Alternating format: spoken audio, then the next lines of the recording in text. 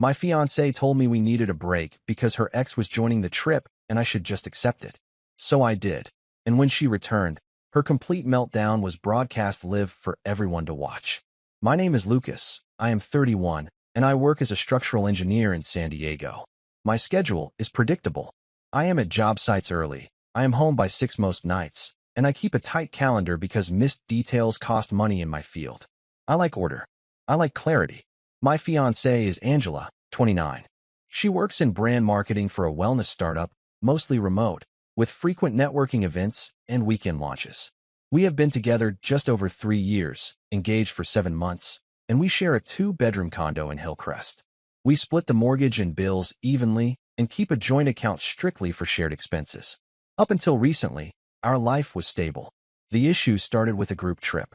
Angela has a college friend group that does one big trip every spring. This year was supposed to be Cabo. We booked it in January. Flights paid. Resort suite reserved. I cleared the time with my firm and declined a short-term consulting project because the dates overlapped. About 2 weeks ago, Angela came home from drinks with that group acting unusually brisk. Not drunk. Focused. She skipped the usual small talk and said we needed to talk.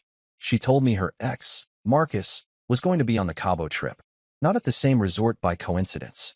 With our group. I asked how that happened. She said one of the girls reconnected with him recently, and it would be awkward not to include him. She said it like this was a minor adjustment to seating arrangements. I asked when she found out. She admitted she had known for a few days, but did not want me to overreact. That was the first red flag. I had not reacted to anything yet. I told her I was not comfortable with her vacationing for a week with her ex in a shared suite environment. She rolled her eyes and said we are adults and that I needed to trust her. Then she added something that shifted the entire tone. She said if I was going to be tense about it, maybe we should take a break while she is on the trip so she does not have to manage my energy. Manage my energy. I asked directly if she was asking for a break because Marcus was going, or if Marcus was going because she wanted a break.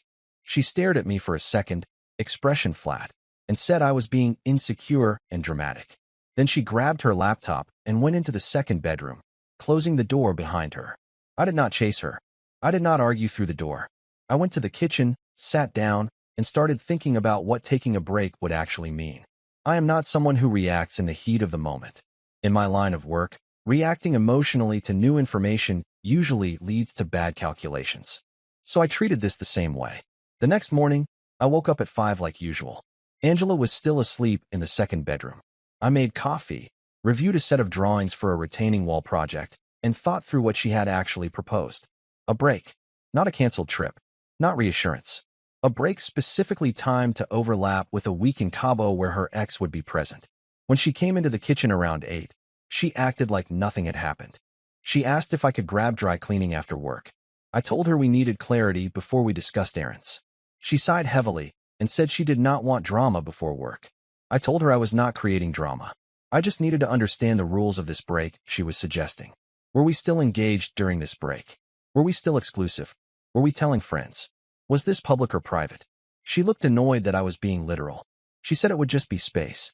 No labels for a week. No pressure. We could reconnect after she got back refreshed. Refreshed from what, exactly, was my question, but I did not say it like that. Instead, I asked directly if she intended to act single on this trip. She said I was twisting her words. She said she deserved to enjoy a vacation without being monitored. She said I was making this about Marcus when it was about my insecurity. I pointed out that I had not suggested tracking her, reading her messages, or attending every group dinner glued to her side.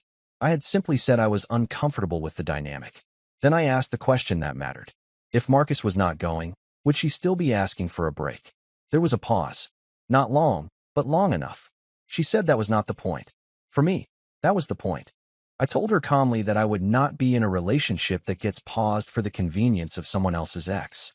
If she wanted a break, we could take one. But it would be real. Not a 7-day suspension with automatic reinstatement. She crossed her arms and said I was being extreme. I told her I was being clear. She left for a co-working space shortly after, slamming the door hard enough to rattle the frame. I went to my site visit, reviewed concrete pours, and kept my phone on silent.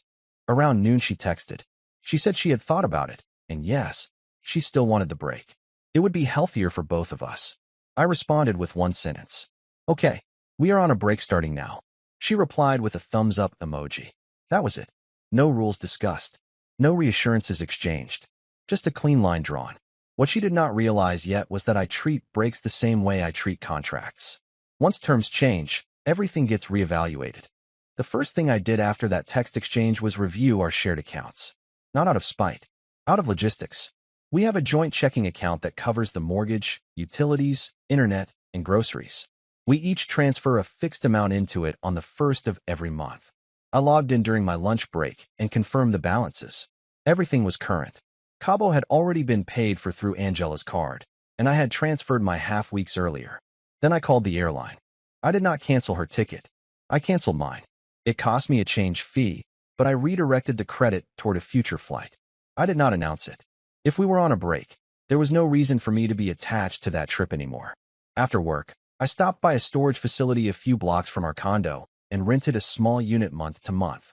Not because I planned to move out dramatically, but because I wanted optionality. I have learned that optionality reduces panic. That evening, Angela came home lighter, almost cheerful. She had that detached politeness people use with coworkers they are not sure they like. She asked if we were still splitting groceries this week. I said yes, until further notice. A break does not cancel shared bills. She nodded and said good. Then she casually mentioned that Marcus would be rooming in the larger suite area with the other guys. Like that detail should reassure me. I told her I had canceled my flight. She blinked. You are not coming, she asked. No, I said. We are on a break. It would not make sense for me to attend your vacation. Her expression shifted from surprise to irritated in seconds. She said I was being petty. I told her I was being consistent. A break means separation. She said it was just supposed to be space, not a statement. I told her space works both ways. She did not yell. She just went quiet in that tight way she does when she thinks someone is not playing by her script. Over the next few days, she packed for Cabo like nothing had changed. New swimsuits arrived. She ordered outfits specifically for dinners. She spent extra time at the gym. We slept in separate rooms without discussing it. The night before her flight, she stood in the doorway of the guest room and asked if I was really going to act like this the entire time. I told her I was not acting. I was adjusting to the new terms she proposed. She shook her head and said I was overthinking everything. Maybe, but I have never seen a stable engagement require a scheduled break that coincides perfectly with an ex re-entering the picture. She left for Cabo the next morning at 6. I did not drive her to the airport, and that is when things started to get interesting, because even on a break, information still travels. The first 2 days after Angela left were quiet. I went to work. I reviewed load calculations. I had lunch at my desk. I came home to an empty condo and ate simple dinners. It felt less tense than it had in weeks. We were technically on a break, so I did not text her. I muted her Instagram stories because I did not need curated vacation footage in my face. What I did not anticipate was that other people would start reaching out. On the second night, one of the husbands from the group, Eric, texted me. We are not close, but we have done enough dinners together to be cordial. His message was neutral. Hey man, just checking in. You good? That was interesting. I replied that I was fine and hoped they were enjoying Cabo. He sent back a short response. Yeah, it has been eventful already. He did not elaborate. I did not push. About an hour later, I got a notification request on Instagram from someone I did not recognize. It was a private account with a profile picture of a sunset and no posts. The bio said San Diego. Normally I ignore those. This time I did not. The first message was simple. You deserve to know what is being said about you. I almost laughed. It sounded dramatic, which I usually avoid. But I was curious enough to respond with a single question. What is being said? The reply came quickly. That you two are basically done. That the break is mutual and you are both seeing other people. Seeing other people. That phrasing stood out because I had not seen anyone. I had been at work and then home. I asked who was saying that. The account responded with a screenshot. It was from a group story at the resort bar. Angela was in the background, laughing, drink in hand. The caption from one of the girls read fresh start energy. Underneath, someone had commented finally. Finally. I did not feel angry. I felt clear. If the narrative in Cabo was that our engagement was effectively over, then my next steps needed to reflect that reality. I thanked the anonymous account for the information and did not ask for more. I did not confront Angela. We were on a break. She was free to present herself however she wanted.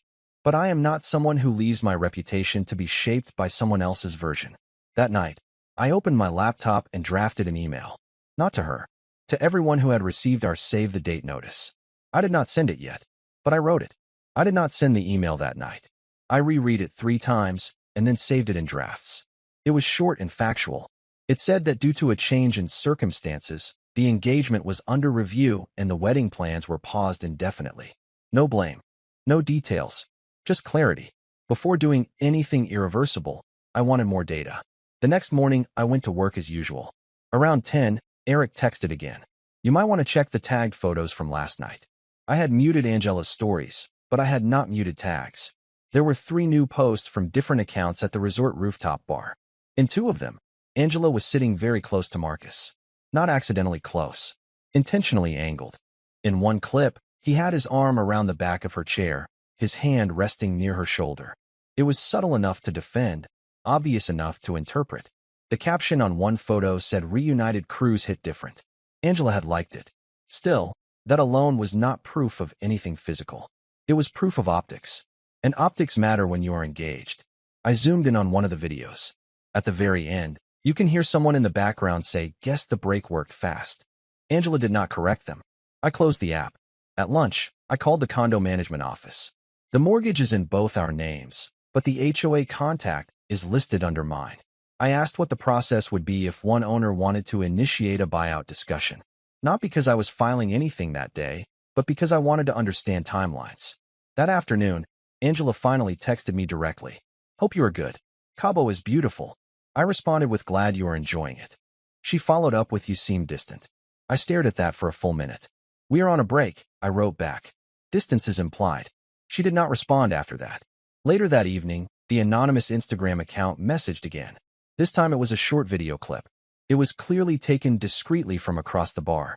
Angela and Marcus were dancing. Not group dancing. Not a circle of friends. Just them. Close enough that there was no space between their bodies.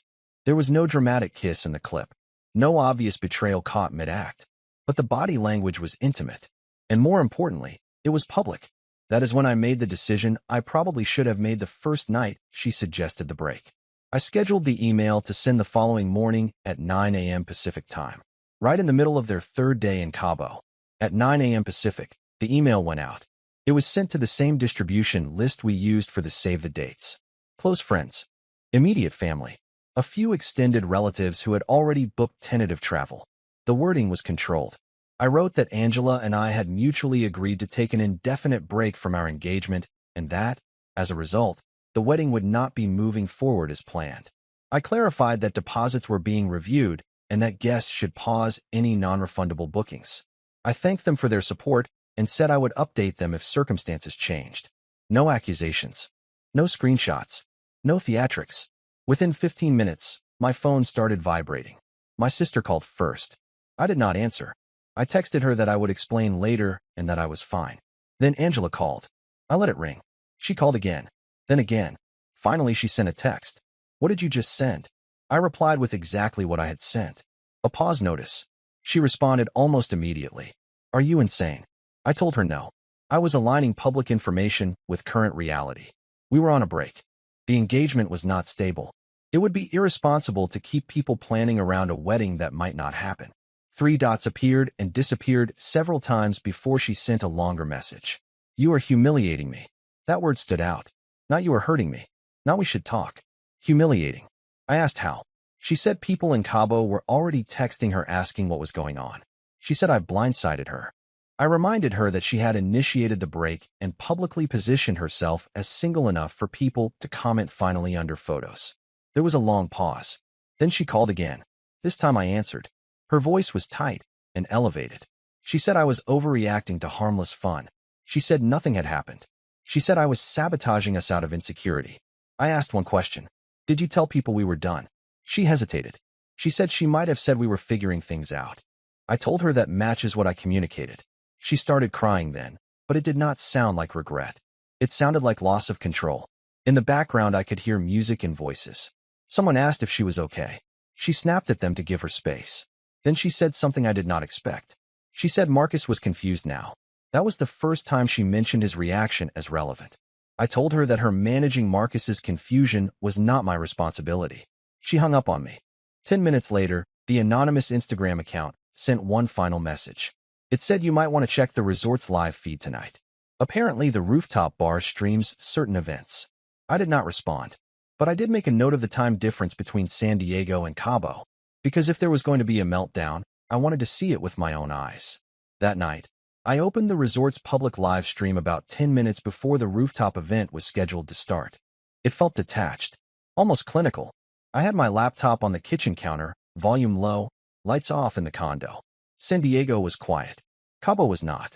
The camera was fixed near the bar, angled toward a small DJ booth and a section of lounge seating. People filtered in slowly. I recognized a few faces from past dinners. Then I saw Angela. She was dressed differently than the previous nights.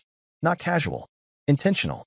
She was holding a drink and talking animatedly to one of the girls. Marcus was a few feet away. At first, nothing happened. Just music and people moving around. Then her phone buzzed. Even from a distance, I could see her expression change. She stepped aside, opened something, and froze. Within seconds, two of the girls crowded around her. One of them grabbed her arm. I knew exactly what she was reading. My sister had texted her. I had warned my family I would explain later, but I had not told them to stay silent. Angela's face went from confusion to anger quickly. She started talking fast. Marcus approached. She showed him her phone. He read it. His reaction was not supportive. It was irritated. I could not hear them clearly over the music, but body language does not require subtitles. He stepped back. She stepped closer. He shook his head. Then it escalated. Angela raised her voice. Heads turned. One of the guys tried to calm her down. She pulled her arm away. Marcus said something short and sharp. She threw her hand up like she was dismissing him. And then she did something that made the entire rooftop stare. She pointed at him and started crying. Not quiet tears. Full, visible breakdown. Gesturing toward her phone, toward him, toward the group. People nearby were now openly watching. The DJ even glanced over. Marcus looked embarrassed. He backed away. One of the girls tried to hug Angela, and she shrugged her off. The live chat on the stream started moving faster. Someone typed, "What is happening?" Another wrote, "Drama night." I closed the laptop. I did not need to watch the rest. Within 30 seconds, my phone started lighting up again. Missed calls from Angela. 3 in a row. Then texts. "How could you do this? You blindsided me in front of everyone. Call me right now." That was the moment I made the cleanest decision of the entire situation. I opened my phone settings. I blocked her number. Then I blocked her on Instagram. Then WhatsApp. Then email filters straight to archive. If we were on a break and publicly not engaged, there was no reason for immediate access. She wanted space without managing my energy. I gave her silence instead. The next message I received was not from her. It was from Eric. "You just ended it, didn't you?" I replied with one word. "Yes." Once I blocked Angela, the noise stopped instantly.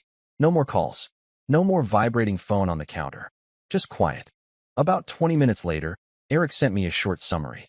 Apparently, after I blocked her, she tried calling repeatedly in front of everyone. When it would not go through, she accused Marcus of encouraging me to send the email. That made no sense, and the group knew it. Marcus denied it. He told her he did not sign up for this kind of chaos. According to Eric, he said he thought she was basically single. That detail mattered. She had framed the situation differently to him than she had to me. When Marcus walked away, she followed him. They argued near the exit. Someone from the resort staff stepped in because her voice was carrying across the rooftop. It was not subtle. By the time they left the bar area, the rest of the group was uncomfortable enough that 2 couples went back to their rooms early. The trip dynamic was fractured in one night. I did not respond to any of it publicly. Instead, I logged into our joint account and transferred my portion of next month's mortgage into it ahead of schedule. I added a note in the transaction description stating final contribution pending ownership discussion. Clear. Documented. Then I emailed a real estate attorney the next morning to ask about initiating a buyout or sale. Angela was still blocked. She attempted to contact me through my sister. My sister sent me a screenshot of the message and asked if she should respond. I told her no. By the 3rd day after the email, Angela cut her trip short and flew back to San Diego. I found out because she showed up at the condo. And because I had anticipated that possibility, I was not there when she arrived. I had expected she might come back early. So the morning after the rooftop incident, I packed a suitcase and moved into the small storage unit office I had access to through work. One of our project managers owns a short-term furnished rental near Mission Valley that was empty between tenants. I paid him for 2 weeks up front. Clean arrangement. No drama. Before I left the condo, I removed my personal documents, passport, laptop backups, and a few sentimental items. I did not empty the place. I did not change the locks. Both of our names are on the mortgage, so I kept it legally clean. When Angela landed back in San Diego, I was at a job site reviewing steel placement. She tried calling again. Blocked. Then she emailed from her work address. Subject line urgent. I did not block that one yet. I read it once. She wrote that I had overreacted publicly, embarrassed her in front of her friends and Marcus, and created a narrative that made her look unstable. She said nothing physical had happened and that I had destroyed our engagement over optics. She also wrote that the condo is her home too, and I could not just disappear and make decisions without her. That part was fair. So I responded, brief and factual. I said the engagement was over. The email reflected the reality of a break initiated by her. I said I was open to discussing either a buyout or listing the condo for sale through attorneys. I suggested we communicate in writing to keep things clear. No insults. No accusations. She replied within minutes. This is insane. We can fix this. That was the first time she used the word fix. Not once during the break conversation had she used that language. I did not engage emotionally. I simply repeated that I would coordinate through legal channels regarding the property and that I would transfer my remaining share of shared expenses through the end of the month. An hour later, my sister texted again. Apparently, Angela had posted a vague story about betrayal and impulsive decisions. Comments were mixed. Some supportive, some questioning. For the first time since this started, I felt calm. Not triumphant. Not vindicated. Just aligned. She had wanted a break that functioned like a loophole. I treated it like a contract revision. And contracts do not revert just because one party regrets the outcome. 2 weeks later, the situation was no longer emotional. It was procedural. Angela and I met once, in a neutral setting, a conference room at the real estate attorney's office downtown. No raised voices. No tears. Just paperwork. She looked tired. Not devastated. Just deflated. She said she had not expected me to end everything publicly. She said she thought the break would give us breathing room and that I escalated it to make a point. I told her calmly that I did not end it publicly. I clarified it publicly after she reframed our engagement as optional. She tried once more to minimize Cabo. She said nothing happened with Marcus. That the dancing was harmless. That the comments were misinterpreted. I did not argue the details. I told her the issue was not whether she crossed a physical line. The issue was that she was willing to suspend our engagement to create space for ambiguity. Once that happened, I could not rely on the foundation anymore. She did not have a counterargument for that. We agreed to list the condo. The market in San Diego was strong enough that we would likely walk away clean after fees. We split the realtor and legal costs evenly. After that meeting, I blocked her email too. Not out of anger. Out of finality. The condo sold within 5 weeks. We signed closing documents separately. The last message I received about her was through a mutual friend who said she and Marcus did not last beyond the summer. Apparently, he was not interested in being part of a situation that volatile. I am not proud of how publicly it unfolded, but I do not regret drawing a clean line. If someone tells you they need a break specifically when an ex re-enters the picture, that is not confusion. That is preference testing. She tested the alternative. I removed myself from the equation. And the meltdown everyone saw was not because I embarrassed her.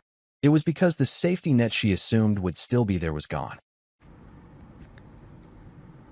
I hope today's story offered you a moment of deep reflection and perhaps a bit of clarity for your own journey. If you felt a connection to our character's struggle and triumphs, or if you simply enjoy the soulful narrative we share here on Versatile, please take a second to hit the like button and subscribe. Your support is the heartbeat of this channel. It is the fuel that keeps me searching for the most authentic, raw, and meaningful slices of life to bring to your screen. By joining us, you are not just watching a video, you are becoming part of a community that values truth and resilience. In the world of love and commitment, A partner betrayal feels like a sudden earthquake. In an instant, the foundation of trust you spend years, perhaps decades, building is shattered into dust.